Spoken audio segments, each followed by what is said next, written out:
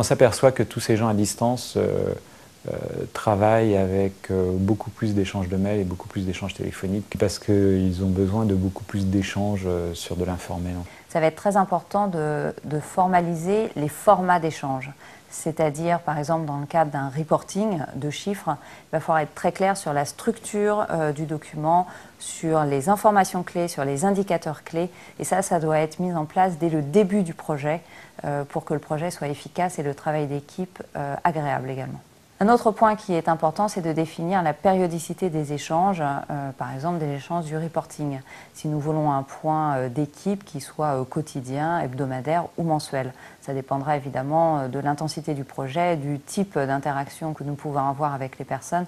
C'est un point clé d'organisation qu'il faut mettre à plat dès le début. Il y a des outils de contrôle qui existent. Les outils de contrôle vont être les rapports de visite, vont être par exemple les notes de frais, vont être les distances kilométriques parcourues. Pour avoir un lien permanent avec son équipe, on est souvent obligé en tant que manager, et je parle plus peut-être avec l'expérience de chef de vente, de susciter des réunions. Alors ces réunions, elles peuvent être sous plusieurs formes. Soit des appels téléphoniques individuels. J'appelle mon commercial, je lui demande comment ça va, on fait le point sur son terrain.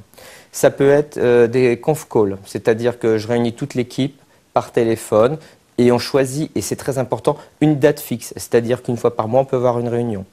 Ça peut être, dans d'autres entreprises, une réunion présentielle mensuelle qui est décidée sur les 12 mois de l'année. Les autres moyens, c'est les webcams, encore trop peu utilisés à l'heure actuelle, et tout ce qui va être conférence visuelle. L'idée, elle est toujours la même. Essayer au maximum de ne pas laisser des personnes itinérantes, commerciaux ou télétravailleurs, en dehors des circuits de l'entreprise. Pourquoi? Parce qu'il y a aussi une autre problématique qui avait été analysée dans d'autres entreprises, c'est qu'en fait, on oublie les gens qui sont loin. Ça, c'est vraiment le problème.